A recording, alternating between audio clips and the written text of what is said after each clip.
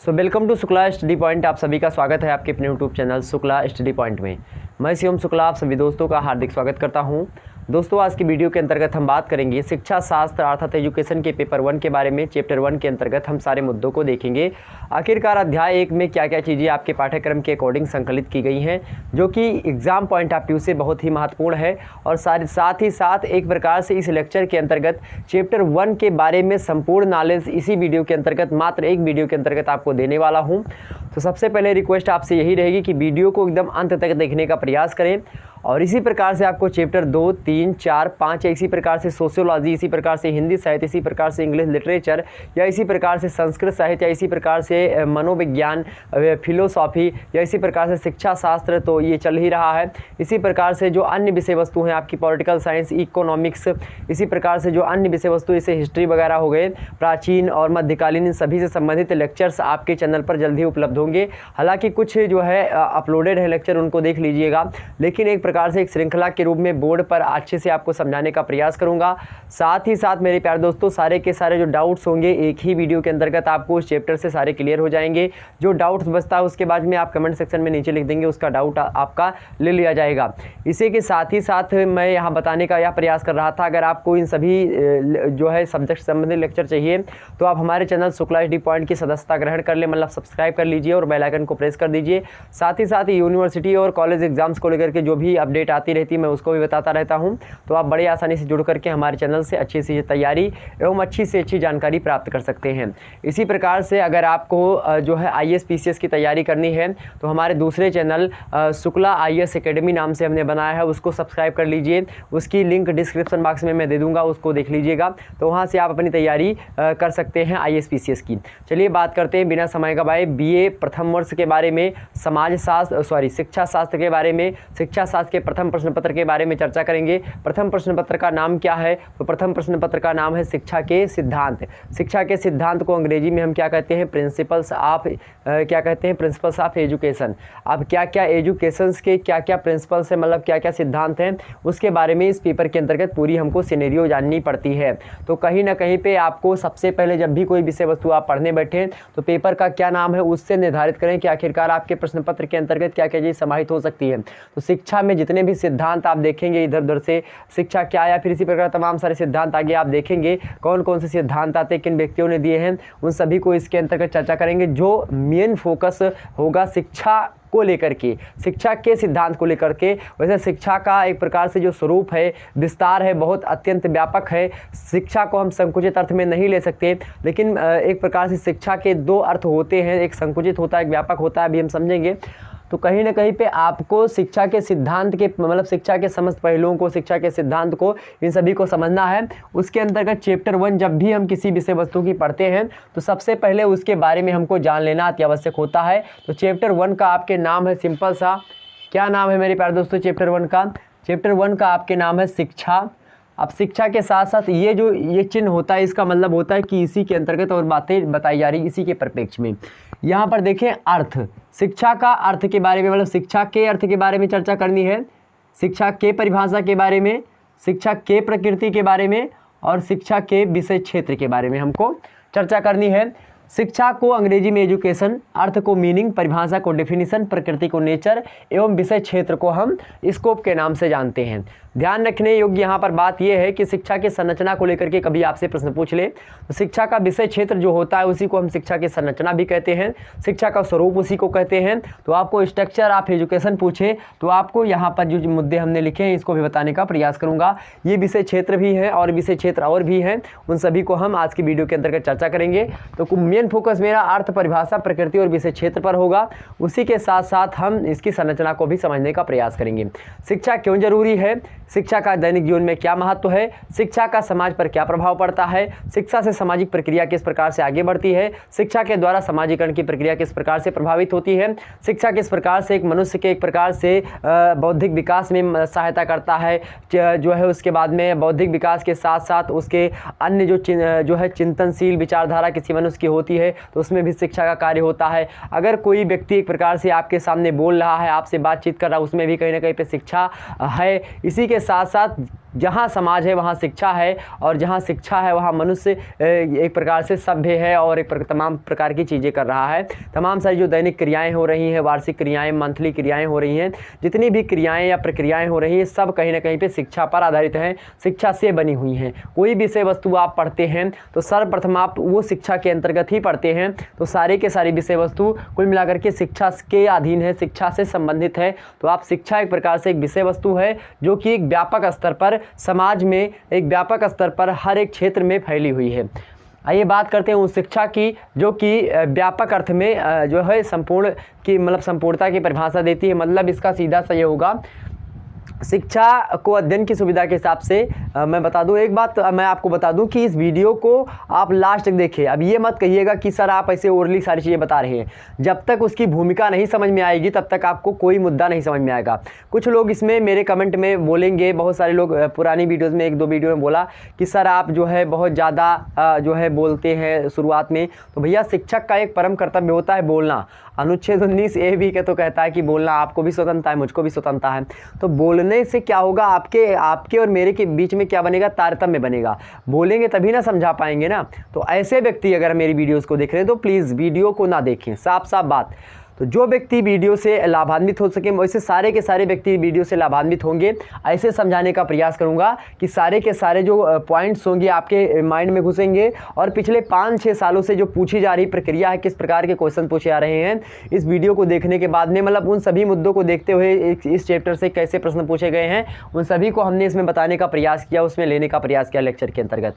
तो आप लोगों के जीवन के लिए, अगर आप अभी 12 पास करके जो है BA फर्स्ट ईयर में आए हैं, तो बड़ी ही आसानी से हमारे चैनल से जुड़ करके अच्छी से अच्छी तैयारी कर सकते हैं।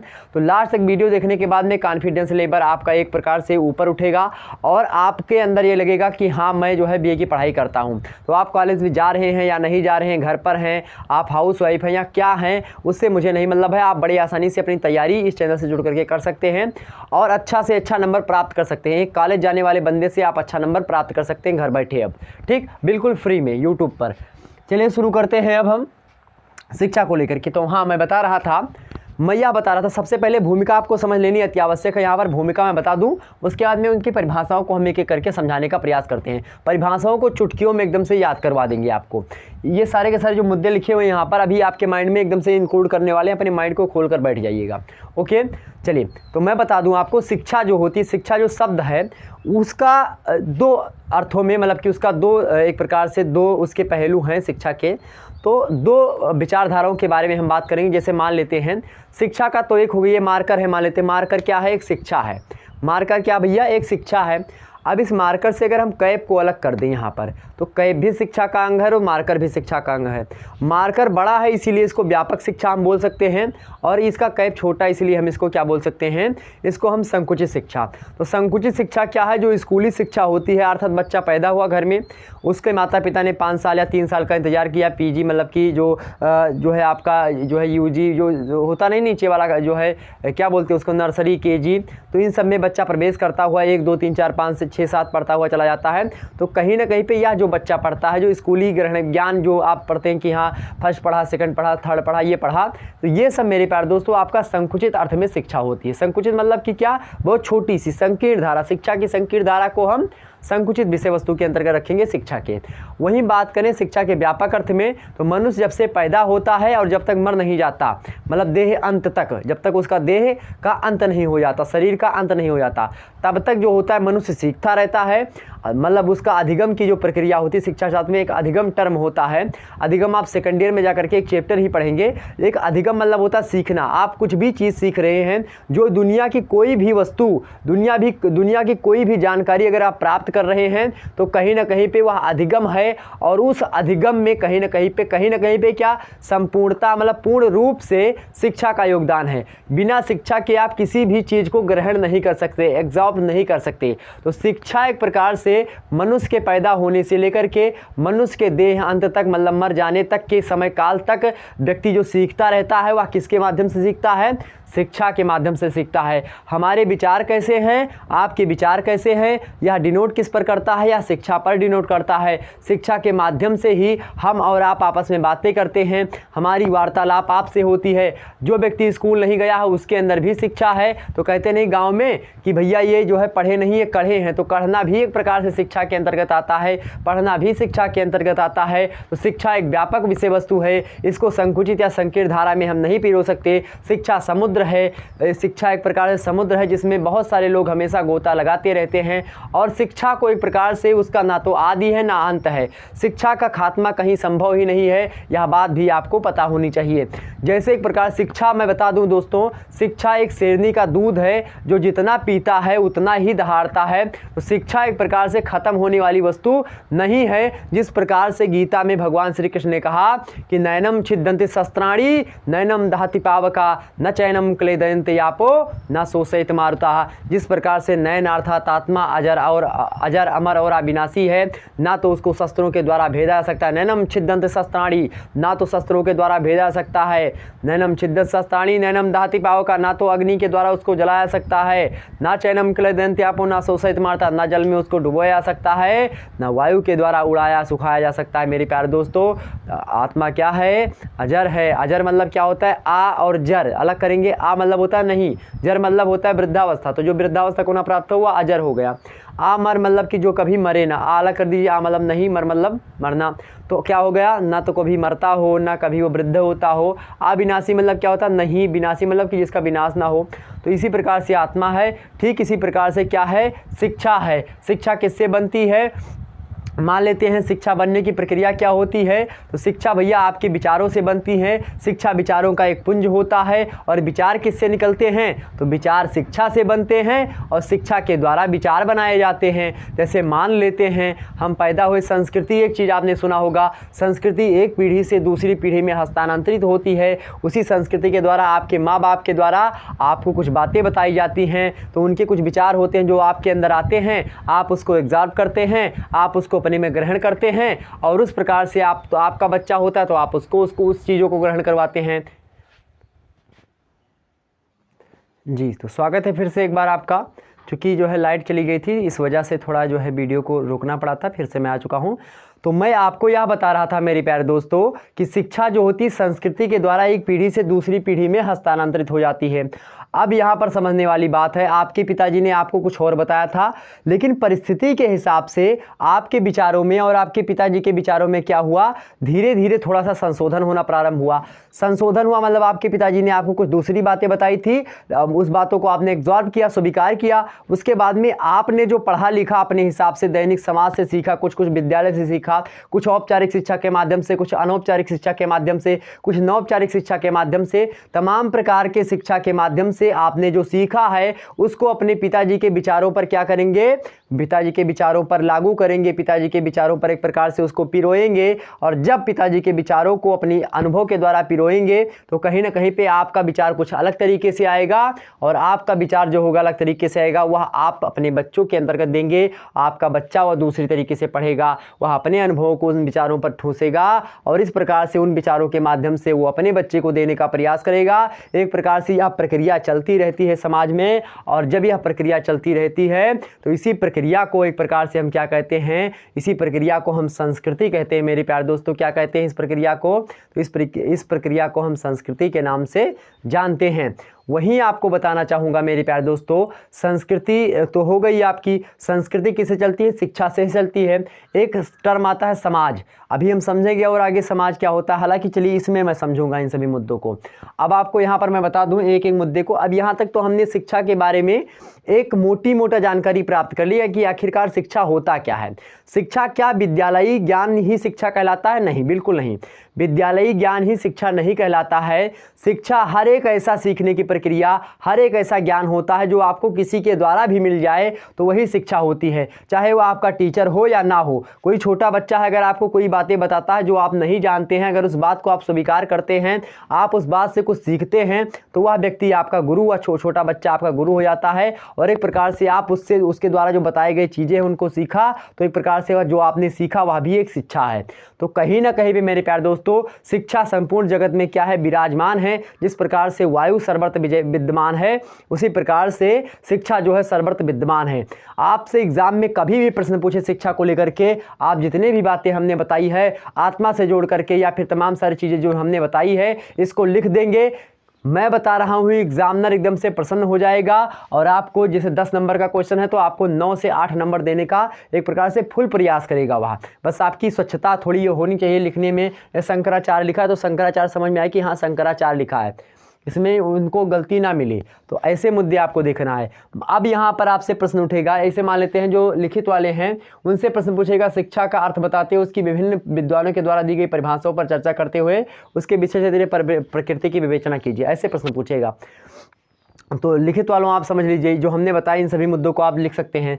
इसी के साथ साथ ऑब्जेक्टिव वालों से प्रश्न आपसे यहाँ से पूछा जाएगा, और साथ ही साथ शिक्षा के संबंध में आपसे बातें जो हमने बताई है वैसे भी पूछ सकता है तमाम सारी चीज़ें कि क्या शिक्षा विद्यालयी ज्ञान को हम शिक्षा कह सकते हैं या नहीं कह सकते हैं, या इसी प्रकार से अन्य क्वेश्चन पूछे जाएंगे। हालांकि चैप्टर 1 से संबंधित और भी जो मुद्दे ऑब्जेक्टिव क्वेश्चन जो होंगे उसको मैं अलग से करवाने का भी प्रयास हो सकता है कर दूँ अगर आपकी रिक्वेस्ट हुई तो, और इसी प्रकार से अन्य मुद्दे को समझाने का प्रयास करूंगा। अब यहाँ पर एक एक मुद्दे को हम समझाऊंगा। पहले इसकी तो शिक्षा के अर्थ को आपने आसानी से समझा, एक मुद्दा क्लियर हुआ कि शिक्षा आखिरकार अर्थ क्या, शिक्षा का मीनिंग क्या है, मतलब क्या है शिक्षा का, इसको आपने जान लिया भैया। थोड़ा हम आगे बढ़ते हैं, आते हैं परिभाषा पर।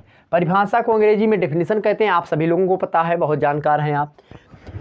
यहाँ पर मैं बताना यह चाह रहा हूँ अब कि अब हम बात करेंगे परिभाषाओं को लेकर के। परिभाषा क्या होती है भैया? परिभाषा जो होती है, कोई एक विद्वान किसी भी चीज़ की परिभाषा नहीं देता।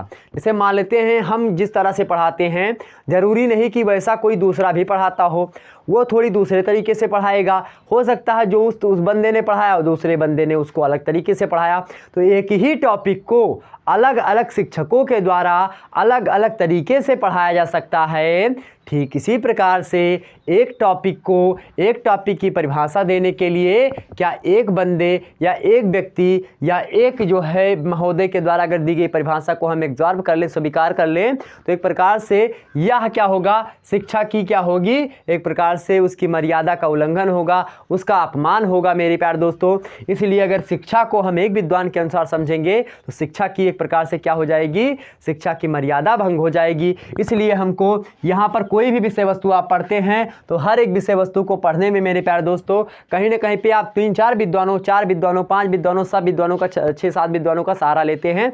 उसके बाद में हमको उस टॉपिक के बारे में एग्जैक्ट मीनिंग प्राप्त होती है। हो सकता है प्लेटो का विचार कुछ अलग रहा हो, प्लेटो का मानसिक एक प्रकार से मानसिक संतुलन, जैसे हर व्यक्ति का मानसिक या बौद्धिक विकास या शारीरिक विकास या जो उसका चिंतनशील दिमाग है, हर व्यक्ति का एक तरीके से नहीं होता। एक विपुल के 5 कुमारा, आप रामचरितमानस में पढ़ा होगा कि कोई पंडित है, कोई एक प्रकार से तमाम प्रकार की चीज़ें, कोई क्षत्रिय है, कोई शूद्र है, कोई वैश्य है, या एक प्रकार से आप ऐसे देखेंगे 5 हाथों में 5 उंगलियां हैं, तो क्या 5 बराबर हैं? ये देखिए अंगूठा है, ये तर्जनी है, ये मध्यमा है, या अनामिका है, कनिष्का है। तो सबका एक प्रकार से साइज अलग अलग है, सबके अलग अलग उपयोग हैं, सबके अलग अलग कार्य हैं।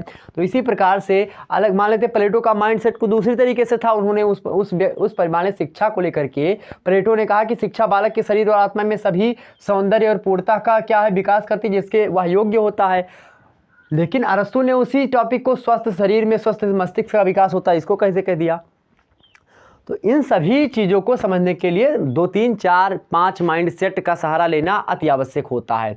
उसके बाद में जब हम इन माइंड सेट का सहारा ले लेंगे कि हमने प्लेटो, अरस्तु, स्पेंसर, हर्बर्ट और शंकराचार्य, विवेकानंद, महात्मा गांधी, जॉन डीबी के अनुसार हमने समझ लिया कि आखिरकार शिक्षा होती क्या है या कोई भी टॉपिक की परिभाषा होती क्या है, उसके बाद में फिर हमारे अंदर, अपने अंदर, आपके अंदर क्या होता है, माइंड सेट एक डेवलप होता है, जो इन सभी के माइंड सेट का एक प्रकार से क्या होता है, निचोड़ होता है। और जब ऐसा निचोड़ आपके पास आ जाता है तो वही एग्जामिनर चाहता है। एग्जामिनर यह नहीं चाहता कि आप प्लेटो, अरस्तु, Spencer, Herbert, Shankaracharya, Vivekananda, Mahatma Gandhi, John dB के समस्त विचारों को हूबहू लिख दें। एग्जामिनर यह चाहता है कि इन सभी को आप पढ़ें, इन सभी पर आप कार्य करें। आप बैचलर डिग्री में हैं, आप एक प्रकार से इंटर क्रॉस कर चुके हैं, आप समझदार हो चुके हैं, तो आपको इन विचारों के माध्यम से, भैया ये लिखा है कि प्लेटो ने क्या बताया शिक्षा के बारे में, तो क्यों वो आपसे दोबारा जानना चाहेगा? इसलिए वह दोबारा इसको जाना नहीं चाहेगा, चूंकि वह लिखी बातें हैं उसको तो वो जब चाहेगा तब ले लेगा। तो फिर आपका मतलब क्या है, आपको क्यों पढ़ाई करवा रहा है, क्यों सिलेबस में उसको शामिल किया? इसलिए कि आप जो प्लेटो ने कहा था क्या उसमें आप कुछ तर्क दे सकते हैं, या अरस्तु ने जो कहा था उसमें आप क्या तर्क दे सकते हैं, या इन सभी को पढ़ने के बाद में आप शिक्षा की कोई नई परिभाषा बना सकते हैं, या शिक्षा के क्षेत्र में कोई आप नई रिसर्च कर सकते हैं, यह वह जानना चाह रहा है। ये बातें समझ में आ रही हैं? तो जब आप पीएचडी वगैरह या फिर अन्य क्लास करते हैं तो उसमें यही सारी चीज़ें आपको सिखाई जाती हैं। तो मेरे प्यारे दोस्तों, आपको बड़े ही आसानी से हमारी वीडियोस को देखना है, और भी वीडियोस आप देखिए, कोई दिक्कत नहीं है। लेकिन अगर आपने, मैं बता रहा हूँ, शुक्ला एचडी पॉइंट से जुड़े रहे तो आपको अच्छा खासा नॉलेज मिलेगा। अगर आपकी लिखित परीक्षा हुई तो मैं बता दूं आपको, अच्छा से अच्छा नंबर आपके सिवाय कोई नहीं पाएगा, शुक्ला एचडी पॉइंट का छात्र ही पाएगा। यह बात मैं दावे के साथ बोल सकता हूं। मैं दिन रात मेहनत करता हूं आप लोगों के लिए, रिसर्च करता रहता हूं ताकि आपका कोई भी मुद्दा छूटे ना। ताकि जैसे ये सीधे सीधे लिखना हुआ तो क्या मतलब, किताबी ज्ञान यार, तो किताबी ज्ञान से वो एग्जामिनर नंबर नहीं देता उतना। इसीलिए आप देखते हैं बीए में नंबर कम आया, तो भैया सब नकलें करते हैं तो क्या होता है उसमें, तो नंबर कैसे देगा, वो नहीं देगा ना। चाहे लाइट है नहीं यार, बड़ी समस्या हो रही है।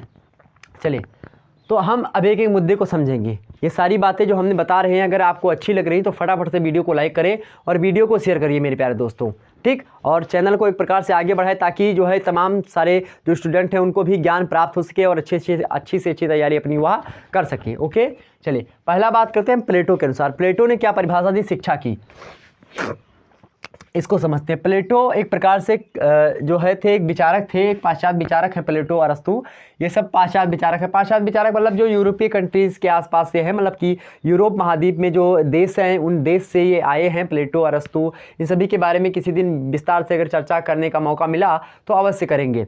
यहाँ पर प्लेटो जो एक विचारक है, एक राजनीतिक विचारक भी हैं, एक सामाजिक विचारक भी हैं, एक शिक्षा शास्त्री की श्रेणी में भी कहीं ना कहीं पे है। जो एक विचारक होता है वह हर क्षेत्र में अपने विचारों को देता है। तो इसी श्रृंखला में सारे के सारे विद्वान जो हैं किसी एक क्षेत्र के जो है बंधे हुए नहीं कि हाँ फलाने स्पेंसर जी हैं तो हर्बर्ट स्पेंसर मान लेते हो समाज का सामाजिक सिद्धांत दिया, तो क्या हर्बर्ट स्पेंसर के वो समाजशास्त्री हो गए? नहीं, शिक्षा शास्त्री भी हर्बर्ट स्पेंसर हैं।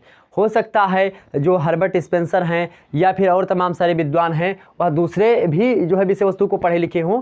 तो एक विचारक जो होता है वह समस्त विषय वस्तु का क्या रखता है, ज्ञान रखता है। समस्त क्या बोल सकते हैं, जो कि उस समय चल रहे होते हैं उनके बारे में अपने विचारों को देता है। तो ऐसा नहीं कह सकते कि ये समाजशास्त्री हैं या फिर ये शिक्षा शास्त्री हैं, ये एक विचारक की श्रेणी में है। विचारक मतलब सारे के सारे, ठीक है। चले, तो प्लेटो यहाँ पर समझने का प्रयास करें। प्लेटो ने कहा कि शिक्षा जो होती है, प्लेटो ने कहा क्या कि शिक्षा जो होती है बालक के, किसके भैया, बालक के, समझे, शिक्षा बालक के शरीर और आत्मा, दो पॉइंट इन्होंने बताया। पहला क्या बताया, शरीर, और दूसरा क्या बताया, आत्मा। शिक्षा से ध्यान रखेंगे बौद्धिक विकास के साथ साथ शारीरिक विकास में शिक्षा का भी योगदान होता है। तो कहीं ना कहीं पे प्लेटो के इन विचारों से हमारे शिक्षा के दो पक्षीय जो है तमाम जो है मतलब निकल आते हैं। एक आप देखते हैं शिक्षा जो पीटी वगैरह आज करवाई जाती है, या शिक्षा आप देखते हैं योग वगैरह। अभी चौधरी चरण सिंह विश्वविद्यालय में मैं बात करूं, अभी आज की न्यूज़ हमने डाली थी कि चौधरी चरण सिंह विश्वविद्यालय में जो आपके बाबा रामदेव जी हैं उनका जो है योग वाला जो सिस्टम है उस योग को भी आपके पाठ्यक्रम में शामिल किया जाएगा। तो मेरे प्यारे दोस्तों, जब योग को भी आपके पाठ्यक्रम में शामिल किया जाएगा तो कहीं ना कहीं पे शारीरिक जो विकास होता है व्यक्ति का वह योग के द्वारा, वह पीटी वगैरह आप देखते नहीं कि हाँ ऐसे बोलते हैं 1 2 3 4 मतलब 4 उसके बाद में फिर 5 इस तरीके से होता नहीं तो कुछ कि मतलब 1 2 3 फिर उसके बाद में 4 5 इस प्रकार से आप करते थे, फिर 8 9 10 इस प्रकार से करते थे। मुझे याद नहीं है एग्जैक्ट, तो माफ़ करिएगा, वो मैं गलत बोल दिया हूँ। और ये जो एक्सटेंशन किया था हमने वो उतना एग्जैक्ट नहीं है जितना आप समझ सकते हैं। तो वो मतलब जो हमने किया था पीटी, वो पीटी वैसी नहीं होती, वो अलग तरीके से होती है। हालांकि मैंने उसको जाना नहीं सही तरीके से। चले, तो पीटी जो होती है एक प्रकार से यह भी शारीरिक शिक्षा ही होती है। तो आप देखते हैं शारीरिक शिक्षा के आपके 100 नंबर पहले से जो है स्कूल के द्वारा दे दिए जाते हैं। तो शारीरिक शिक्षा जो होती है कहीं ना कहीं प्लेटो महोदय जो हैं वह शारीरिक पर भी बल देते हैं और आत्मा पर भी बल देते हैं। मतलब जो आंतरिक आपका जो चिंतन है, आप किस प्रकार से किसी मुद्दे पर सोचते हैं, आपका विचार फलाने के व्यक्ति में कैसा है, फलानमा के व्यक्ति में कैसा है, मतलब कि आपके विचार पशु के लिए कैसे हैं, पक्षी के लिए कैसे हैं, निरहु के लिए कैसे, घुरहु के लिए कैसे हैं, या फिर मंगरे के लिए कैसे हैं। तो जिस भी व्यक्ति के लिए आपके विचार कैसे हैं, आप किसी भी धर्म के लिए कैसा सोचते हैं, आप पशु पक्षियों के बारे में कैसा विचार रखते हैं, ये सब आपके आत्मा के द्वारा से आपके विकास होता है। ध्यान रखेंगे, देश प्रेम वह पुण्य क्षेत्र है, अमल असीम त्याग से विलसित, आत्मा के विकास से जिसमें मनुष्यता होती है विकसित। मनुष्यता किससे विकास, मनुष्यता विकसित किससे होती है? आत्मा के विकास से मनुष्यता विकसित होती है मेरे भैया। जब आत्मा के विकास से मनुष्यता विकसित होती है तो प्लेटो ने क्या कहा कि शिक्षा जो होती है बालक के, किसके? बालक के शरीर और आत्मा, मतलब दोनों पक्ष है, बाह्य और आंतरिक दोनों। तो बाह्य में शरीर आपका, आंतरिक में आत्मा हो गई, ठीक है। तो शरीर और आत्मा से सभी सौंदर्य, संपूर्ण सौंदर्य और पूर्णतः का, सौंदर्य का भी विकास शिक्षा, मतलब एक प्रकार शिक्षा के द्वारा सौंदर्य का भी विकास होता है, चाहे वो आत्मा के सौंदर्य के विकास की बात करे और चाहे आपके शरीर के सौंदर्य के लिए विकास की बात करे। तो शिक्षा बालक के शरीर और आत्मा में सभी सौंदर्य और पूर्णतः का विकास करती है। तो सौंदर्य का विकास किसके? शरीर के सौंदर्य का विकास करेगी, आत्मा के सौंदर्य का विकास होता है शिक्षा के द्वारा। आत्मा की पूर्णता, मतलब आत्मा अपनी पूर्णता को प्राप्त होती है और शरीर भी अपनी पूर्णता को प्राप्त होती किसके द्वारा? मात्र एक साधन, वह है शिक्षा के द्वारा। तो विकास करती है जिसके वह योग्य होता है। अब ऐसा नहीं भैया कि हम जो हैं हम जिसके योग्य हैं, हमारा चेहरा मान लेते हैं इस तरीके से, आज काला काला देख रहे हैं आप, दाने निकले हुए मुंह में, तो हमारा चेहरा इस प्रकार से है। अब क्या हमारी शिक्षा इतनी प्रबल है कि हम जो है सूर्या राय लगने लगे या सलमान खान जैसे दिखने लगे या अक्षय कुमार साहब जैसे दिखने लगे? क्या हम ऐसे हो सकते हैं? हो सकते हैं, लेकिन जब हम उस लायक कार्य करेंगे तब होंगे। तो शारीरिक विकास के अंतर्गत अगर हमको ऐसा सौंदर्य पाना है तो हमको पहले उसके एबल बनना पड़ेगा, मतलब उसके योग्य बनना पड़ेगा।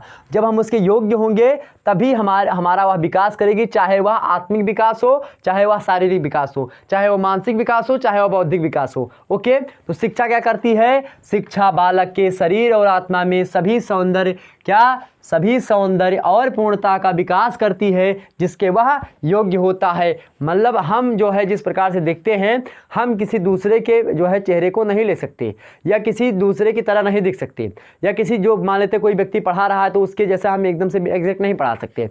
यहाँ पर आपको जिसके वह योग्य, जैसे हम जिसके योग्य हैं उसी उतना ही हमको मिलेगा, हम जिसके योग्य हैं वही हम वैसे हम दिखेंगे। तो हमारे योग्यता हमारे एक प्रकार से कुशलता पर डिपेंड है कि हम कैसे दिखते हैं और किस प्रकार से बोलते हैं। हमारा एक प्रकार से जो है समाज में क्या इज्जत है, समाज के लोग हमें कैसे जो है किस दृष्टि से देखते हैं, तो वो हमारे ऊपर डिपेंड है। तो प्लेटो महोदय का सीधा सा कहना है कि शिक्षा क्या होती है? बालक के शरीर और आत्मा में सभी सौंदर्य और क्या? सौंदर्य और पूर्णता का विकास करती है जिसके वह योग होता है। बताइए यह बातें रट गई कि नहीं रट गई? आपके माइंड में सारी बातें, आज आप अपने माइंड को खोल करके बैठिए, सारे मुद्दे को एक एक करके आपके माइंड तक पहुंचाने का मेरा काम है। ओके, तो एक बात क्लियर हुई यहाँ पर, जब भी एग्जाम में प्रश्न पूछेगा आप बड़े आसानी से समझा सकते हैं। अब आप इसको अपने शब्दों में भी लिखने का प्रयास करें तो आसानी से कर सकते हैं। दूसरे व्यक्ति आए भैया अरस्तु महोदय। अब अरस्तु महोदय आए, वे क्या कहते हैं? तो अरस्तु महोदय कहते हैं कि स्वस्थ शरीर में स्वस्थ मस्तिष्क का निर्माण या फिर विकास होता है और उसी को हम शिक्षा कहते हैं। समझने का प्रयास करें, यहाँ पर इन्होंने भी शिक्षा के द्विपक्षीय जो है चीज़ों पर जो है कहीं ना कहीं पे इसको बताना चाहा, क्योंकि जो है प्लेटो जो थे वो अरस्तु के कहीं ना कहीं पे गुरु थे और जो प्लेटो ने बातें कही हैं उसकी भी कहीं ना कहीं पे उसके समर्थन में ही अरस्तु ने कहा, लेकिन शब्दावलियों का चेंजमेंट है। मतलब इसका यही है कि स्वस्थ शरीर अगर आपका होगा, अगर मेरे प्यारे दोस्तों इन्होंने कहा कि जो है द्विपक्षीय शिक्षा होती है, एक शारीरिक विकास भी शिक्षा के अंतर्गत ही आता है और बौद्धिक विकास भी शिक्षा के अंतर्गत आता है, आत्मिक विकास भी शिक्षा के अंतर्गत आता है। तो कहीं ना कहीं पे अगर आपका शरीर ठीक ठाक है, अगर आप सही तरीके से, आपका शरीर स्वस्थ है, आपका शरीर स्वस्थ का मतलब नहीं कि आप मोटे बहुत ज़्यादा हैं, मोटा होना स्वास्थ्य नहीं होता है। स्वस्थ का मतलब होता है कोई व्यक्ति स्वस्थ तभी होता है कि मतलब उसके अंदर जो है एक प्रकार से, यहीं पर आप पढ़ेंगे स्वास्थ्य शिक्षा। स्वास्थ्य शिक्षा जब आप पढ़ते हैं सबसे लास्ट में देखिए स्वास्थ्य शिक्षा, स्वास्थ्य शिक्षा के अंतर्गत बताया जाता है कि जो मान लेते हैं हमारे शरीर में कोई रोग नहीं है। जब हमारे शरीर में कोई रोग नहीं होता है, सभी के शरीर में सभी प्रकार के रोग पाए जाते हैं, लेकिन उचित मात्रा में पाए जाते हैं। उनकी अगर बढ़ोतरी हो जाती तो फिर हानिकारक होता है, और घटोतरी हो जाएगी तो हानिकारक होता है। तो कहीं ना कहीं पे किसी व्यक्ति के शरीर में हर एक चीज़ का, हर एक जो है एक प्रकार से अंगों का समन्वय बना रहे, हर एक अंग जो है अपने अपने स्थान पर उचित एक प्रकार से बनाए रखे। मतलब कि 50% पे ठीक ठाक है, कोई मान लेते हैं 50% कैंसर किसी व्यक्ति के अंदर है, तो 50% पर अगर वह व्यक्ति ठीक है तो 50% ठीक है, 50% उसके अंदर बुखार है, मतलब जुखाम है या फिर बुखार है, 50% पर अगर वह ठीक ठाक है, 50% अगर क्राइटेरिया डॉक्टर ने बताया कि 50% जुखाम या बुखार ठीक होता है, तो वह जो एक प्रकार से व्यक्ति वह स्वस्थ है। अगर वही बढ़ जाता है तो व्यक्ति क्या हो जाता है, बीमार हो जाता है। तो यहाँ पर आप समझें कि स्वास्थ्य शिक्षा जो होती है उसके अंतर्गत हम जो है जितने भी रोग होते हैं उनके बारे में पढ़ते हैं। तो कहीं ना कहीं पे अगर स्वस्थ शरीर का मतलब यह होता है कि आप क्या हो, रोगों से मुक्त हो। जब कोई व्यक्ति रोगों से मुक्त होगा तो वही स्वस्थ शरीर होगा, और उसी स्वस्थ शरीर में क्या होगा, स्वस्थ मस्तिष्क का विकास होगा। स्वस्थ मस्तिष्क का मतलब यहाँ पर यह नहीं कि मस्तिष्क का एक बड़ा सा मस्तिष्क हो जाए हाथी जैसा, उसके भी उतना मतलब हाथी के बहुत बड़ी मस्तिष्क होती है, या फिर और भी चीज़ों के बड़ी बड़ी मस्तिष्क होती हैं लोगों के, मतलब कि बड़े बड़े जानवरों के, लेकिन उनके मस्तिष्क उतने विकसित नहीं होते हैं। मनुष्य का मस्तिष्क छोटा है लेकिन विकास बहुत ज़्यादा है। कोई बच्चा बहुत ज़्यादा तेज होता है, कोई बच्चा बड़ा हो जाता है, वो अभी मतलब उसके हिसाब से वह तेज नहीं होता है पढ़ने में। तो कहीं ना कहीं पे स्वस्थ मस्तिष्क का मतलब होता है कि वह उसके अंतर्गत ज्ञान कितना, नॉलेज कैसा है, ठीक है। और नॉलेज जो होता है एक प्रकार से जब उसके अंदर रोग नहीं रहेगा तभी वो आसानी से पढ़ सकेगा, और जब वह व्यक्ति आसानी से पढ़ सकेगा तो उसके क्या प्रकार से उसके मस्तिष्क का क्या होगा, विकास होगा, उसका मस्तिष्क क्या होगा, स्वस्थ होगा। तो इन्होंने कहा कि स्वस्थ शरीर में सबसे पहले आपको अगर शिक्षा या फिर आपको पढ़ाई में तरक्की करनी है तो सबसे पहले आपको क्या करना होगा, सबसे पहले अपने अंदर से रोगों को हटाइए, चाहे वो मानसिक रोग हो चाहे वह शारीरिक रोग हो। मानसिक रोग भी कुछ होते हैं कि लोग कहेंगे ये नहीं कर पाओगे, वो नहीं कर पाओगे, तो ये मानसिक रोग है। और जो आपके तमाम प्रकार के जो रोग होते हैं तो बौद्धिक रोग, मतलब कि एक प्रकार से शारीरिक रोग है ही। तो स्वस्थ शरीर में स्वस्थ मस्तिष्क का निर्माण होता है, और यही क्या है, निर्माण ही क्या होता है, शिक्षा कहलाता है। किसने बताया, अरस्तु महोदय ने बताया। अगले हैं आपके स्पेंसर महोदय। स्पेंसर महोदय कहते हैं कि जीवन के लिए तैयारी क्या है, शिक्षा है। अगर जीवन के लिए कोई तैयारी आप करते हैं, जीवन जीने की शैली, या फिर आप जीवन अपना, जैसे मान लेते कोई व्यक्ति पैदा हुआ और पैदा होने के बाद में वह किस प्रकार से जीवन अपना यापन करेगा, उसके बारे में अगर उसको अध्ययन कर लिया, उसके बारे में वह जान गया। कोई व्यक्ति पैदा होता है और अपने जीवन मतलब कि जीवन पर्यंत तक, मतलब कि आज पैदा हुआ और व्यक्ति मान लेते हैं 50 साल या 100 साल बाद के में उसका देहांत हो गया, वह व्यक्ति खत्म हो गया। इस बीच में उसने जो तमाम सारी अपने जीवन जीने की शैली अपनाई है, अगर वह अपनाने की जो प्रक्रिया है वह कैसे जाना, तो वह जानने की जो प्रक्रिया है, जो चीज़ें वो उसने किया है, वही क्या है, शिक्षा है। किसने कहा इसको, मतलब कि स्पेंसर महोदय ने कहा। स्पेंसर ने कहा कि जीवन के लिए तैयारी, जीवन जीने के लिए जो तमाम सारी तैयारियां होती हैं उसी को हम शिक्षा कहते हैं। इस बात को भी आप समझ सकते हैं। तो जीवन जीने के लिए तैयारी क्या है, शिक्षा है, स्पेंसर ने कहा। स्पेंसर जीवन जीने के लिए तैयारी कर रहा था। क्या स्पेंसर जीवन जीने के लिए तैयारी कर रहा था, इसको आप ऐसे याद कर लीजिए। अगले हैं आपके हर्बर्ट महोदय ने कहा कि उत्तम नैतिक चरित्र का विकास शिक्षा होता है। क्या, उत्तम नैतिक चरित्र का विकास क्या होता है, शिक्षा होता है। उत्तम मतलब होता है अव्वल क्वालिटी, मतलब नंबर 1। नैतिक मतलब क्या होता है, आपने पढ़ा होगा बचपन में, नैतिकता के पथ पर। नैतिकता के पथ पर मतलब क्या होता है, जो महान व्यक्तित्व होते हैं आपके, जो बड़े बड़े जो है एक प्रकार से, नैतिक मतलब होता है सीधा सीधा ऐसा सामाजिक व्यक्ति जो कि एक प्रकार से सत्य ही करता हो, अच्छे मतलब सत्य बोलता हो, धर्म को एक प्रकार से धारण करता हो, या एक प्रकार से वह जो है मर्यादित शब्दावलियों का प्रयोग करता हो, समाज में उसकी प्रतिष्ठा हो, इज्जत हो, उस व्यक्ति को हम नैतिक व्यक्ति मानते हैं, और उनके विचारों को हम नैतिक विचार कहते हैं, उनके चरित्र को हम नैतिक चरित्र के नाम से जानते हैं। तो हर्बर्ट ने कहा कि उत्तम नैतिक चरित्र मतलब जिसका सबसे नंबर 1 का उत्तम नैतिक चरित्र होता है, उसी का विकास। तो उत्तम नैतिक चरित्र का विकास अगर किसी व्यक्ति के अंतर्गत हो जाता है तो वही शिक्षा है। समझ में आ रही बातें ना। तो उत्तम नैतिक चरित्र का विकास ही क्या है, शिक्षा है। यह बात किसने कही, यह बात को समझाया आपके हर्बर्ट ने। वहीं शंकराचार्य महोदय आते हैं उपनिषद के बारे में बताते हुए। शंकराचार्य महोदय कहते हैं उपनिषदों में यह बातें लिखी गई हैं। क्या लिखी गई हैं कि सा विद्याया विमुक्ते, क्या, सा विद्याया विमुक्ते, सा विद्या या विमुक्ते। इसका सीधा सा मतलब क्या होता है, इसका मतलब है मेरे प्यारे दोस्तों कि विद्या जो होती है मात्र एक मुक्ति का साधन होती है। अगर आपको मुक्ति प्राप्त करनी है तो विद्या क्या होती है, मुक्ति का साधन है। ध्यान रखेंगे इस बात को। तो विद्या के द्वारा हमको क्या मिलती है, मुक्ति। तो मुक्ति के साधन के रूप में विद्या को हम स्वीकार कर सकते हैं। किसने बताया, शंकराचार्य महोदय ने। वहीं स्वामी विवेकानंद का एक कथन है, उन्होंने कहा शिक्षा के संबंध में कि मनुष्य की अंतर्निहित पूर्णता की अभिव्यक्ति शिक्षा होती है। मान लेते हैं, अब यहाँ पर मैं फिर एक प्रकार से टीचिंग का उदाहरण देता हूँ। मान लेते हैं कोई ऐसे टीचर होते हैं जो कि बहुत पढ़े लिखे होते हैं, लेकिन अपनी बातों को, जो उनके अंदर की बातें हैं, उसको बयां नहीं कर पाते, मतलब कि उसको समझा नहीं पाते। उसका एक प्रकार से जो है एग्जॉर्ब तो करते हैं वो, लेकिन उसका एग्जैस्ट नहीं कर पाते। मतलब उन्होंने ग्रहण तो किया, लेकिन उसको निकालने की जो प्रक्रिया है वह नहीं कर पा रहे हैं। मतलब पढ़ा उन्होंने बहुत ज़्यादा, लेकिन वो समझा नहीं पा रहे हैं स्टूडेंट्स को। तो कहीं ना कहीं पे वह शिक्षा जो होती है किसी काम की नहीं। तो यहाँ पर जो विवेकानंद महाराज हैं, स्वामी विवेकानंद जी हैं, वह कहते हैं कि मनुष्य की अंतर्निहित जो पूर्णता होती है, जो उसके अंतर्गत जो तमाम सारी जो है ज्ञान है। मान लेते किसी व्यक्ति, मनुष्य जो जन्म लेता है तो एक प्रकार से क्या होता है, वो एक प्रकार से क्या होता है, एक प्रकार से पशु होता है। मनुष्य जन्म से क्या होता है, पशु होता है। और जब मनुष्य जन्म से पशु होता है, उसका जिस प्रकार से समाज मिलता है, उस समाज में किस प्रकार से शिक्षा चल रही है, किस प्रकार से एक प्रकार संस्कृति है, कौन सा धर्म मानने वाले लोग हैं, किस प्रकार की संस्कृति है, किस प्रकार के लोग रहते हैं, उसी अनुसार वह धीरे धीरे ढलना प्रारंभ हो जाता है। उसको कैसे स्कूल में भेजा जाता है, तो उसका आंतरिक विकास और बाहरी विकास होना प्रारंभ हो जाता है। अब उसका आंतरिक विकास जो होता है किस आधार पर हुआ है, जब उसका अंतर्निहित जो पूर्णता, मतलब कि जो आंतरिक विकास है उसका पूर्ण रूप से हो जाए, उसके बाद में उसको उसकी अभिव्यक्ति अगर वह अभिव्यक्ति कर ले जाए, तो जो अभिव्यक्ति करे, मतलब कि वह पढ़ा खूब, और पढ़ने के बाद में जो अभिव्यक्ति कर रहा है वही, उसी को उन्होंने शिक्षा कहा। मतलब जो आपके अंदर है और आपके अंदर के द्वारा दूसरों को समझाया जाता है, दूसरों को बता दिया जाए, वही क्या है, शिक्षा है। मेरे अंदर की जो बातें हैं मैं आपको बता रहा हूँ, ये क्या है, एक प्रकार शिक्षा का आदान प्रदान हो रहा है विभिन्न उपकरणों के माध्यम से। तो यहाँ पर विवेकानंद महाराज ने कहा कि मनुष्य की अंतर्निहित जो अभिव्यक्ति है, अंतर्निहित जो पूर्णता है, मतलब कि पूर्ण रूप से जो आंतरिक आत्मा है आपकी, उसकी अभिव्यक्ति, अंतर्निहित जो पूर्णता, मतलब कि अंदर की सारी बातों को अगर आप अभिव्यक्ति कर लेते हैं तो वही शिक्षा होती है। वहीं महात्मा गांधी के विचारों को हम देखेंगे शिक्षा के संबंध में। तो महात्मा गांधी महोदय कहते हैं, महात्मा गांधी जी का विचार है कि शिक्षा से मेरा तात्पर्य, महात्मा गांधी जी कहते हैं कि शिक्षा से मेरा मतलब किसके, बालक के और मनुष्य के।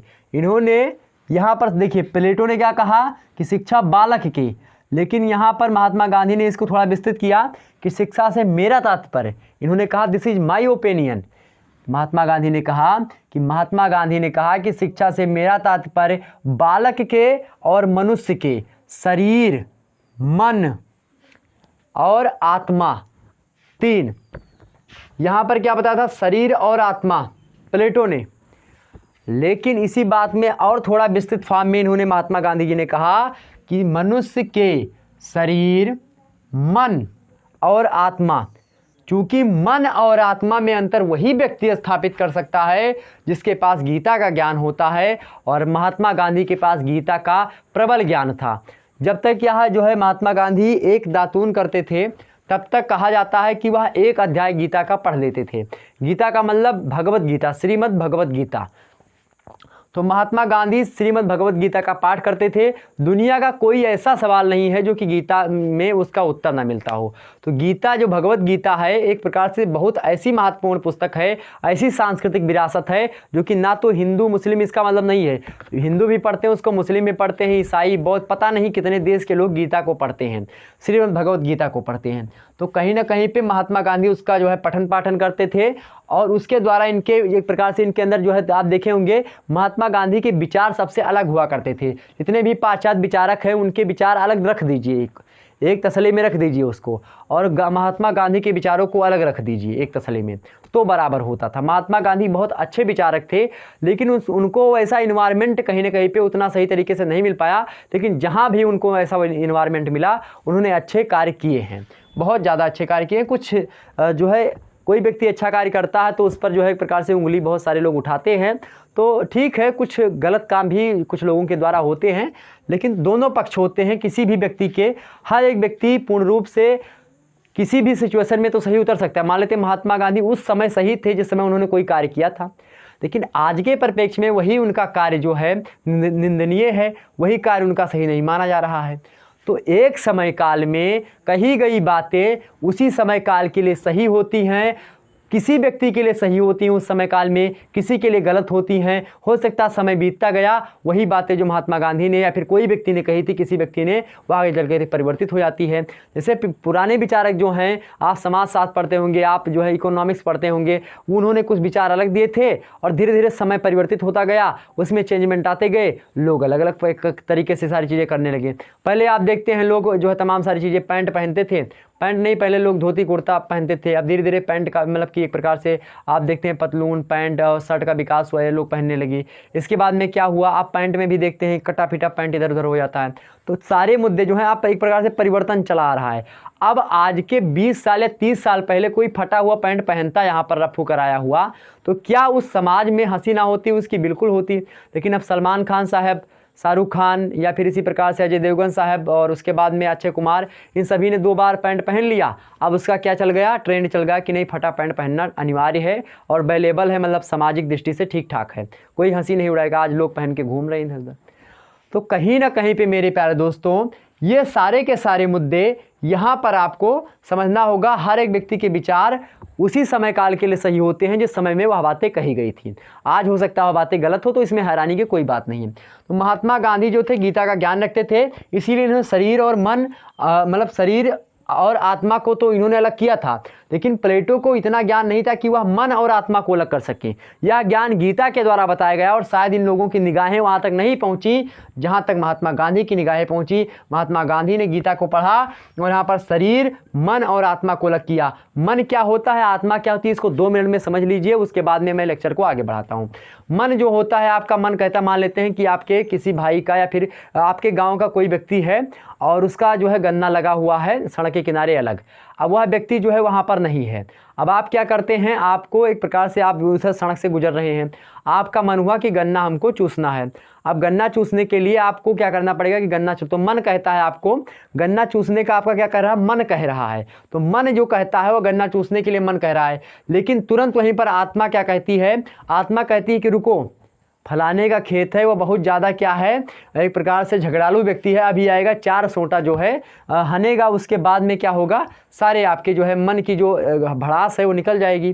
तो यहाँ पर मन जो है आपको किसी कार्य को करने के लिए प्रेरित करता है, लेकिन सुझाव जो होता है वह कार्य सही है या वह कार्य गलत है, यह सिद्ध कौन करता है, तो यह सिद्ध आत्मा करती है। तो यह बात महात्मा गांधी को पता थी, इसलिए शिक्षा की परिभाषा देते हुए महात्मा गांधी ने कहा कि शिक्षा से मेरा तात्पर्य, this is my opinion of education, Mahatma Gandhi ने कहा कि शिक्षा से मेरा तात्पर्य बालक के और मनुष्य के दोनों के शरीर और मन और आत्मा में निहित सर्वोत्कृष्ट, क्या सर्वोत्कृष्ट, जो सभी में उत्कृष्ट हो, सभी में उत्तम हो। निहित, निहित मतलब होता है समाहित। तो जो मनुष्य के और बालक के किसमें, शरीर में, बालक के शरीर में, बालक के मन में, बालक की आत्मा में, मनुष्य के शरीर में, मनुष्य के मन में, मनुष्य की आत्मा में क्या हो, निहित हो। क्या निहित हो, सर्वोत्कृष्ट शक्तियों के सर्वांगीण प्रकटीकरण से होता है।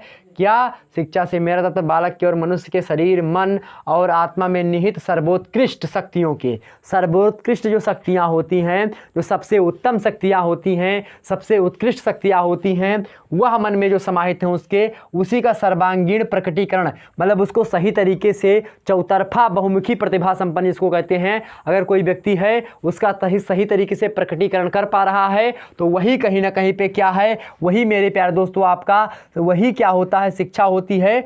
सर्वांगीण प्रकटीकरण किसका, सर्वोत्कृष्ट शक्तियों का, किसमें निहित है, जो कि जो शरीर, मन और आत्मा में निहित है, किसके, मनुष्य और बालक के, मनुष्य और बालक के शरीर, मन और आत्मा में निहित सर्वोत्कृष्ट शक्तियां जो होती हैं, उनका अगर सर्वांगीण प्रकटीकरण आप कर लेते हैं तो महात्मा गांधी के अनुसार वही शिक्षा की परिभाषा होती है।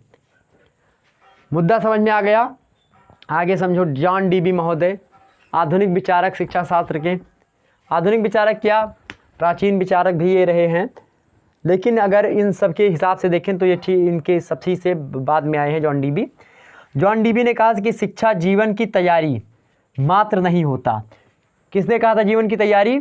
स्पेंसर के विचारों का खंडन किया। आपसे एग्जाम में पूछा जाएगा कि स्पेंसर के विचारों का खंडन किस शिक्षा शास्त्री ने किया है शिक्षा शास्त्र में। तो जीवन के लिए तैयारी शिक्षा है। तो स्पेंसर के इस कथन का खंडन जॉन डीबी कहते हैं कि शिक्षा जीवन की तैयारी मात्र नहीं होता है, इन्होंने एक प्रकार से कहा कि जीवन की तैयारी मात्र नहीं होता है, अपितु जो शिक्षा होती है स्वयं ही जीवन है।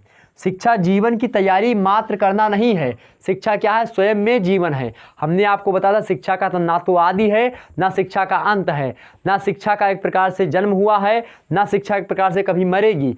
ध्यान रखेंगे, मनुष्य के विचारों के पुंज को हम शिक्षा कहते हैं।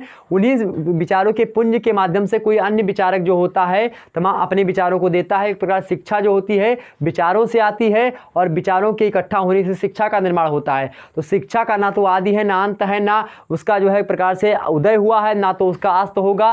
ध्यान रखिए, जिस प्रकार से आत्मा अजर और अविनाशी है ठीक इसी प्रकार शिक्षा भी अजर अमर और अविनाशी है। ध्यान रखेंगे, यही बात जो है जॉन डीवी कहते हैं कि शिक्षा जीवन की तैयारी मात्र नहीं होता है, अपितु शिक्षा जो होता है स्वयं में ही पूरा का पूरा जीवन होती है। ध्यान रखेंगे बात। चले, किसने कहा कि शिक्षा एक जीवन होती है, शरीर मात्र नहीं होती, मतलब किसने कहा कि शिक्षा जीवन की तैयारी मात्र नहीं होता है, अपितु शिक्षा जो होती स्वयं में ही जीवन है। जॉन डीवी ने। महात्मा गांधी ने क्या कहा, शिक्षा से मेरा तात्पर्य बालक के और मनुष्य के शरीर, मन और आत्मा में निहित सर्वोत्कृष्ट शक्तियों के सर्वांगीण प्रकटीकरण से होता है। विवेकानंद ने कहा कि मनुष्य की अंतर्निहित पूर्णता की अभिव्यक्ति ही शिक्षा होती है। शंकराचार्य ने बताया कि सा विद्या विमुक्ति, मतलब कि जो है मुक्ति पाना ही विद्या कहलाता है। और हर्बर्ट स्पेंसर ने कहा कि जो है क्या कहा उन्होंने कि उत्तम नैतिक चरित्र का विकास ही क्या होता है, शिक्षा होता है। स्पेंसर ने कहा कि जीवन के लिए तैयारी ही शिक्षा होती है। अरस्तु महोदय ने कहा कि स्वस्थ शरीर में स्वस्थ मस्तिष्क का निर्माण ही क्या है, शिक्षा है। जबकि प्लेटो ने कहा कि शिक्षा बालक के शरीर और आत्मा में सभी सौंदर्य और पूर्णता का विकास करती जिसके वह योग्य होता है। ये सारे मुद्दे आपने समझ लिए। तो ऐसा आपने आज तक नहीं पढ़ा होगा शिक्षा शास्त्र, मैंने आपको बता दिया जिस तरीके से रिकॉर्ड है पूरे यूट्यूब पर या कहीं पर आप देखेंगे, इस तरीके से आपको नहीं समझाया जाएगा। अगर आपको इसी प्रकार से अन्य लेक्चर्स देखने हैं तो अभी हमारे चैनल के इस वीडियो को शेयर करें, ज़्यादा से ज़्यादा लाइक करें। अगर किस तरीके से आपको वीडियो लग रहा है उसको भी कमेंट सेक्शन में बताने का प्रयास करें, और वीडियो को शेयर करें सभी ग्रुप्स वगैरह में, और चैनल को सब्सक्राइब करें, लोगों के पास वीडियो को ज़्यादा से ज़्यादा बढ़ाएँ। ठीक, अब यहाँ पर हम आगे समझेंगे इसके विषय क्षेत्र के बारे में। यहाँ प्रश्न उठता है आपका कि शिक्षा की प्रकृति क्या है। प्रकृति का मतलब होता है नेचर, अर्थात शिक्षा का नेचर क्या है। शिक्षा विज्ञान है, शिक्षा शास्त्र विज्ञान है, या फिर शिक्षा शास्त्र क्या है, आपका जो है कला वर्ग से संबंध रखता है। तो मैं बता दूं आपको, शिक्षा शास्त्र जो है आपका विज्ञान भी है और एक प्रकार से आर्ट भी है, मतलब कि एक प्रकार से आपका सामाजिक विज्ञान भी है। तो शिक्षा दोनों है, एक प्रकार से आप समझ सकते हैं, विज्ञान भी है और वह भी है, समझ लीजिए इसको। ओके, क्योंकि शिक्षा में आप देखेंगे अभी इसको हम समझते हैं शिक्षा के स्वरूप को, और इस स्वरूप मतलब ही इसका विषय क्षेत्र होता है। ध्यान रखेंगे, स्वरूप मतलब ही इसका विषय क्षेत्र है। ठीक, तो इसको समझेंगे। शिक्षा दर्शन, दर्शन शास्त्र जब आप पढ़ेंगे तो शिक्षा दर्शन आपको पढ़ना पड़ेगा। आप बीए सेकेंड ईयर में जब प्रवेश करेंगे और जब आप शिक्षा शास्त्र पढ़ेंगे तो कहीं ना कहीं पे आपको शिक्षा दर्शन को पढ़ना पड़ेगा। आप पेपर 2 में शिक्षा दर्शन पढ़ेंगे, पेपर 1 में आप शिक्षा मनोविज्ञान पढ़ेंगे। कहाँ है शिक्षा मनोविज्ञान? शिक्षा मनोविज्ञान आप एजुकेशनल साइकोलॉजी पढ़ेंगे, और यहाँ पर आप जो है मतलब कि शिक्षा दर्शन पढ़ेंगे। कहाँ पर? पेपर 2 में। पेपर 1 में बीए सेकेंड ईयर की मैं बात कर रहा हूँ। तो शिक्षा का एक प्रकार शिक्षा हर एक विषय वस्तु में है। भाई किसी भी विषय वस्तु की आप शिक्षा ही तो ग्रहण करते हैं, तो भैया शिक्षा जानिए किस किस विषय वस्तु में रहेगी, हर एक विषय वस्तु में रहेगी। अब उसको क्या लिख के हम बता सकते हैं ना? नहीं बता सकते। कुछ मुद्दों को हमने लिखा, इसको समझा देते हैं जिसमें आपको मुख्य रूप से दिखाई पड़ता है। पहला शिक्षा दर्शन, मतलब कि दर्शन क्या होता है? दर्शन का मतलब सीधा सा विचार होता है। दर्शन का मतलब क्या होता है? विचार। तो जो विचार होते हैं वह शिक्षा के द्वारा बनाए जाते हैं, और जो विचारों का पुंज होता है वह शिक्षा कहलाता है। शिक्षा से विचार उत्पन्न होते हैं। जैसे हमने कोई मुद्दा पढ़ा, हमने किताब से पढ़ा, तभी तो हमारे अंदर विचार उत्पन्न है। तब मैं आपको समझा रहा हूँ अच्छे तरीके से। तो कहीं ना कहीं पे शिक्षा के माध्यम से हमारे अंदर विचार आए, और उसी विचारों को मैं आपको पढ़ा रहा हूँ, तो एक प्रकार शिक्षा दे रहा हूँ, है ना बातें? तो शिक्षा और दर्शन दोनों एक ही सिक्के के दो पहलू हैं। आप बीए सेकेंड ईयर के सेकेंड पेपर में आसानी से पढ़ेंगे। तो शिक्षा और दर्शन, दर्शन में भी शिक्षा कहीं ना कहीं पे इंक्लूडेड है। वहीं दूसरे नंबर पर बात करें इसके विषय क्षेत्र की, तो शिक्षा का समाज शास्त्र। शिक्षा का समाज शास्त्र मतलब समाज शास्त्र जब आप पढ़ते हैं, समाज शास्त्र का मतलब क्या होता है? समाज का और व्यक्तियों का अध्ययन ही क्या कहलाता है? समाज शास्त्र कहलाता है। समाज क्या होता है? सामाजिक संबंधों की व्यवस्था को हम समाज कहते हैं। मैकाबर पेज ने कहा कि समाज जो होता है सामाजिक संबंधों का जाल होता है और सामाजिक संबंध जो बनते हैं वह विचारों के माध्यम से बनते हैं। विचार मतलब दर्शन जो होता है उसके, या दर्शन मतलब कोई ऐसा विचार जो कि प्रमाणित हो उसी को हम दर्शन कहते हैं, लेकिन ऐसे विचार जो प्रमाणित ना हो उनको हम विचार कहते हैं। और उन्हीं विचारों के माध्यम से हमारे और आपके या फिर आपके और आपके किसी भी व्यक्ति के बीच में संबंध स्थापित होते हैं। उन संबंधों में शिक्षा की एक महत्वपूर्ण भूमिका होती है। और जब शिक्षा के माध्यम से किसी व्यक्ति का संबंध स्थापित हो जाता है कि इनका मधुरता का संबंध है, इनका कटुता का संबंध है, विभिन्न व्यक्तियों के माध्यम से क्या होता है, उनके अंदर के कैसे विचार हैं उसके हिसाब से उनमें क्या होता है, उनके संबंध स्थापित होते हैं। यह संबंध मेरे प्यारे दोस्तों किसके माध्यम से, विचारों के माध्यम से। यह विचार कहाँ से आते हैं, शिक्षा के माध्यम से आते हैं। शिक्षा के द्वारा हमारे और आपके अंदर विचार उत्पन्न होते हैं, और जब विचार उत्पन्न होते हैं तो उन्हीं विचारों के माध्यम से हम शिक्षा या समाज में लागू करते हैं, तो कहीं ना कहीं पे उसी किसी समाज का निर्माण होता है। जब समाज बनेगा तभी ना समाज का हम अध्ययन करेंगे। समाज का ये अध्ययन क्या कहलाता है, सोशियस और लोग, दो शब्दों से मिलकर समाज बना है। सोशियस का मतलब क्या होता है, समाज। लोगस का मतलब होता है आपका विज्ञान। समाज का जो विज्ञान अध्ययन करे वही समाज साथ होता है। समाज क्या है, सामाजिक संबंधों का जाल है। और जब जाल है, जाल कैसे बनता है, विचारों से बनता है। विचार क्या है, शिक्षा है। शिक्षा के द्वारा विचारों का निर्माण होता है। ये बात यहाँ पर है, ठीक। तो समाज शास्त्र में भी एक प्रकार से कड़ी भूमिका निभाता है शिक्षा शास्त्र। वही शिक्षा की बात करूं मैं, तुलनात्मक शिक्षा। कोई दो मुद्दे आ जाएं, कोई भी चीज़ आ जाए, दो विषय के बारे में आपको बात करना हो, दो पक्षों के बारे में आपको बात करना हो, तो आप किस प्रकार से मेरी तुलना किसी दूसरे टीचर से करते हैं, या किसी दूसरे टीचर की तुलना किसी दूसरे टीचर से कैसे करते हैं। तो यह जो तुलनात्मक चीज़ें हैं यह आप कब कर पाएंगे, जब आपके अंदर शिक्षा होगी, है ना, बात है ना। तो जब आप शिक्षित होंगे तभी एक दूसरे की तुलना कर पाएंगे। जब आप शिक्षित नहीं होंगे तब कैसे तुलना कर पाएंगे। मान लेते हैं कांग्रेस गवर्नमेंट और भाजपा गवर्नमेंट, दो गवर्नमेंट हैं, उन दोनों की आपको क्या करनी है, तुलनात्मक अध्ययन करने के लिए एग्जाम में प्रश्न पूछ लिया गया है। वैसे हालांकि पूछेगा नहीं, लेकिन कभी मान लेते हैं पूछ लिया गया कि इन दोनों की तुलनात्मक आप अध्ययन करिए।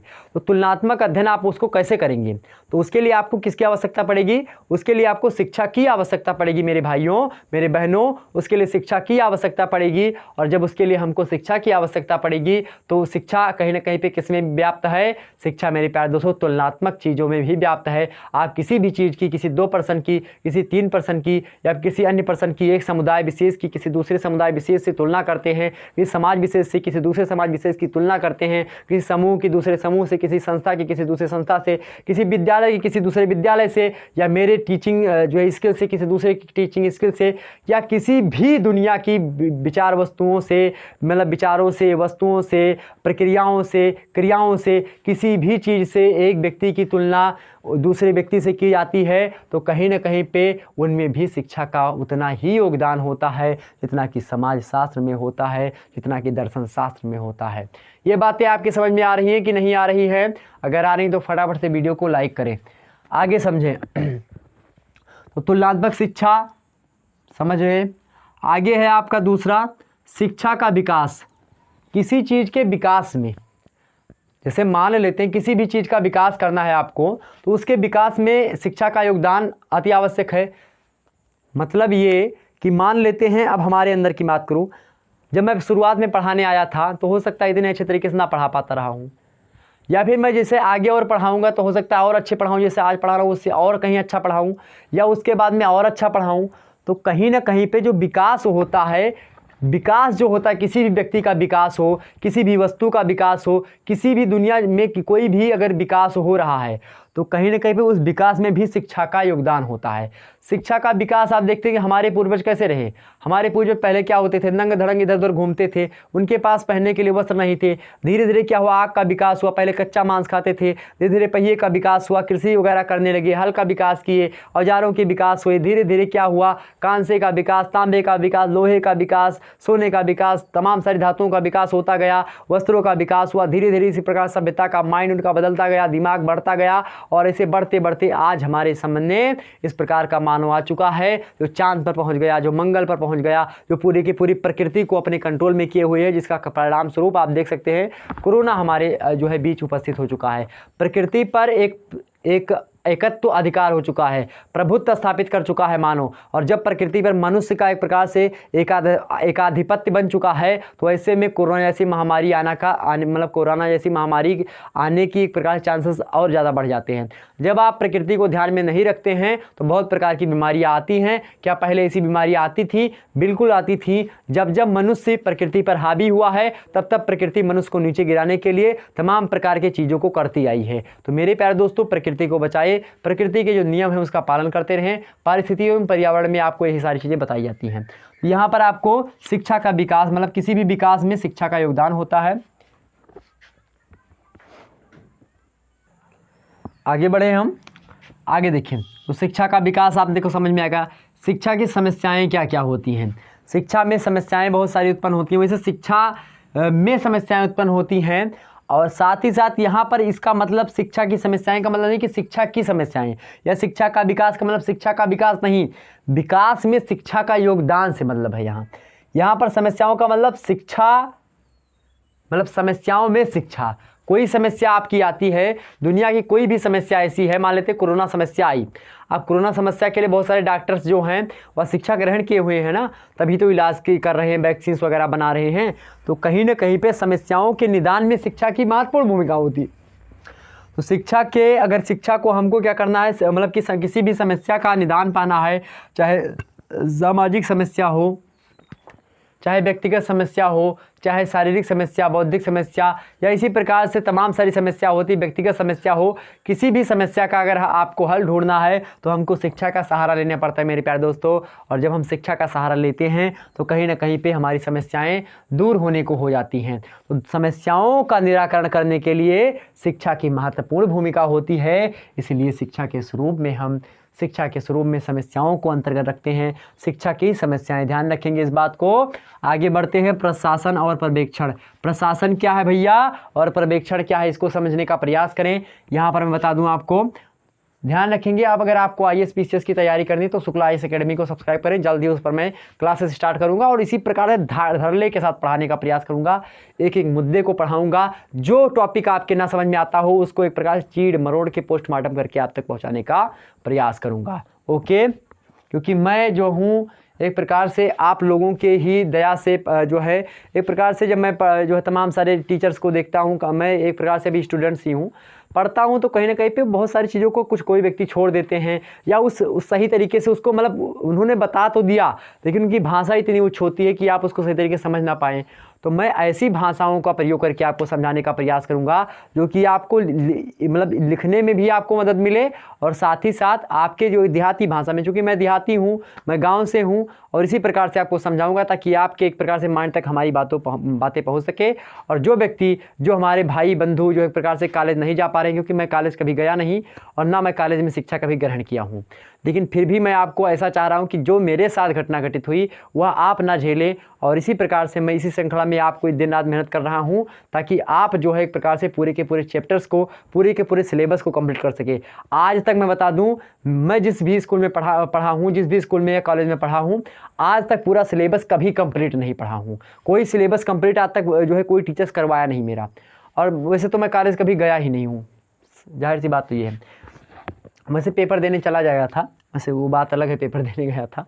चले, तो शिक्षा की समस्याएं यहाँ पर आपने समझ लिया। अब यहाँ पर प्रशासन और पर्यवेक्षण। पर्यवेक्षण का मतलब क्या होता है, एक प्रकार से निराकरण।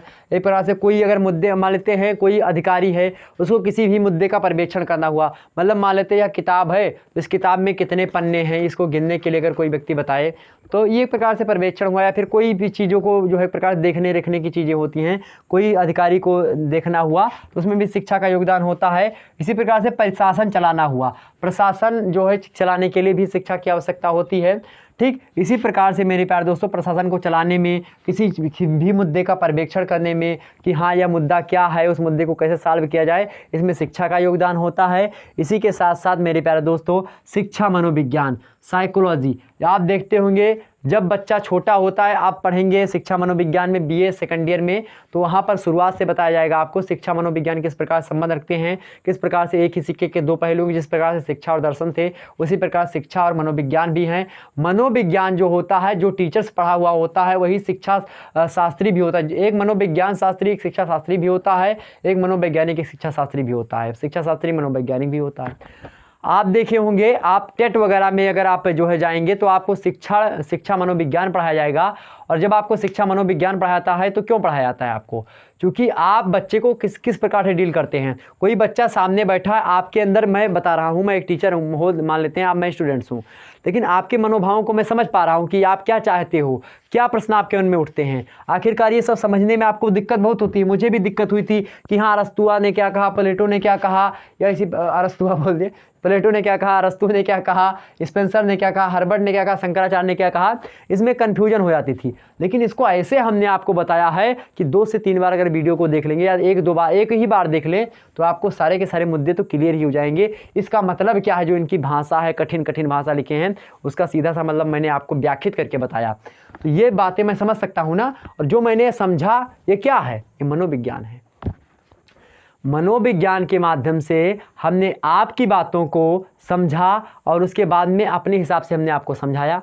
तो मनोविज्ञान जो होता है, आप मतलब स्टूडेंट्स के मन की बातों को टीचर समझ पाता है, इसलिए मनोविज्ञान जो होता है, शिक्षा मनोविज्ञान आपको पढ़ाया जाता है टेट वगैरह में, जब आप जो है मास्टर वगैरह की परीक्षा की तैयारी करते हैं।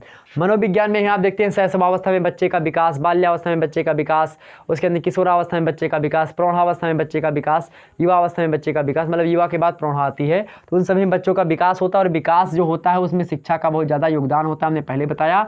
और मनोविज्ञान में इसी प्रकार से बच्चे का धीरे धीरे विकास होता है, उसमें शिक्षा की महत्वपूर्ण भूमिका होती है। मनोविज्ञान जानने के लिए आपको शिक्षा की आवश्यकता लेनी पड़ेगी, और शिक्षा को अच्छे तरीके से समझने के लिए शिक्षा को दूसरे व्यक्तियों तक हमको, जैसे यहाँ पर सर्वांगीण अगर प्रकटीकरण करना है, अभिव्यक्ति करना है, तो इसके करने के लिए हमको मनोविज्ञान की आवश्यकता होती है। ध्यान रखेंगे, क्योंकि कोई चीज़ आप तभी प्रकट कर पाएंगे जब आप मनोविज्ञान पढ़ेंगे। क्लास आपकी क्या चाह रही है, आप बता क्या रहे हो, तो आपको क्लास से क्या होगा, बहिष्कृत होना पड़ेगा। आप देखे होंगे कि कहते हैं कि हाँ गो बैक टीचर्स, कभी कभी टीचर्स को होता है ऐसे। तो कहीं ना कहीं मेरे प्यारे दोस्तों, सर्वांगीण प्रकटीकरण, अभिव्यक्ति, ये सारे के सारे मुद्दे मनोविज्ञान से संबंधित होते हैं। आप कि कहाँ पर क्या बोलेंगे मनोविज्ञान आपको बताता है। आगे समझते हैं। तो इस प्रकार शिक्षा में मनोविज्ञान पिरोया हुआ है। अगला है नियोजन और वित्त। नियोजन मतलब होता है किसी चीज़ का आयोजन करना, मतलब कोई आयोजन आपको करना हुआ, कुछ भी करना हुआ। जैसे मैं आपको पढ़ा रहा हूँ तो एक आयोजन के तहत पढ़ा रहा हूँ कि हाँ मैं आपको बीए फर्स्ट ईयर के समाज शिक्षा शास्त्र का प्रथम परस्पर शिक्षा के सिद्धांत को पढ़ा रहा हूँ, चैप्टर 1। तो एक प्रकार से आयोजन है, नियोजन मैं कर रहा हूँ, आपको पढ़ा रहा हूँ। तो इस एक प्रकार से यह भी एक प्रकार शिक्षा के तहत ही होता है। वित्त मतलब क्या होता है आपका, कोई मतलब नियोजन का मतलब सीधा सीधा कोई भी जो है योजना या सरकार के द्वारा लाई गई उसको लागू कैसे करना, ये सारे मुद्दे यहीं पर आपके नियोजन में आ जाते हैं कहीं ना कहीं पे, मतलब उससे जुड़े हुए हैं। वही वित्त जो आपका होता है, वित्त का मतलब क्या, पैसे रुपए अगर आपको कमाने हैं तो भी शिक्षा की आवश्यकता होगी। इसी प्रकार से और भी मुद्दे हैं जो कि आपको समझना अति आवश्यक है। आगे शिक्षा में अनुसंधान। शिक्षा में अनुसंधान का मतलब क्या होता है, कोई भी अनुसंधान आपको करना हुआ, मेरे प्यारे दोस्तों, तो उसमें शिक्षा की आवश्यकता होती है।